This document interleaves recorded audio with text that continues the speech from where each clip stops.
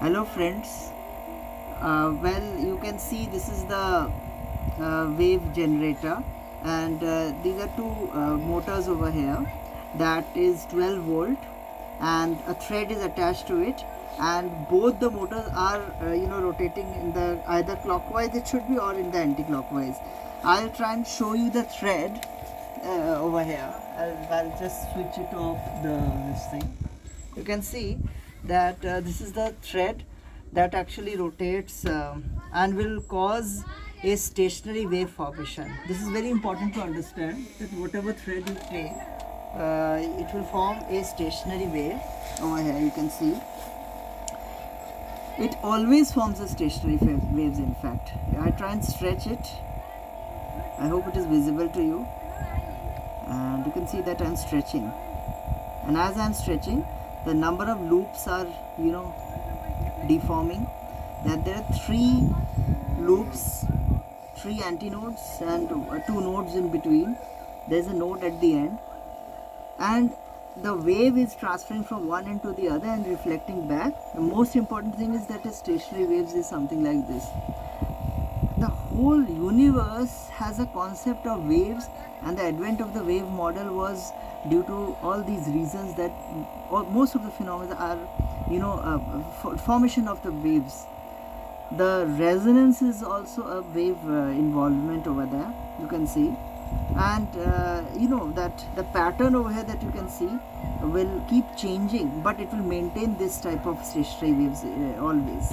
You can see that I've brought it quite near, and number of loops have increased. In fact, 1 2 3 4. Before it was 3, right?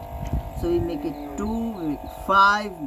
That the most forcible thing is that when it rotates, then there's the involvement of this stationary waves that is forming over here. You can also make the standing wave, the stationary waves over here by this particular 2 set of motors. They should have the same wattage power, and the 12 volt supply, you can place it all together over here from the wall adapter.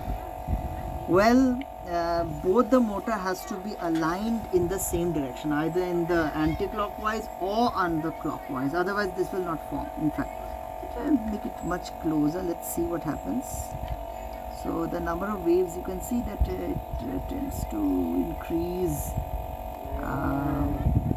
Okay, so you see that the number of waves that is forming over here, it keeps on balancing out the total form, and I'm stretching it. You can see that I'm stretching it, and I've stretched it to form this 3 waves over here.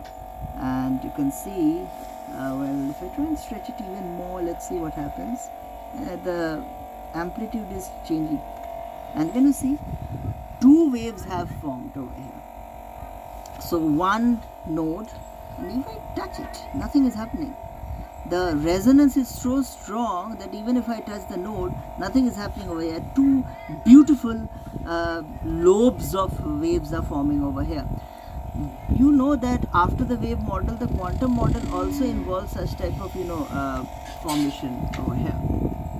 Quantum model also has the Fourier transformation and all.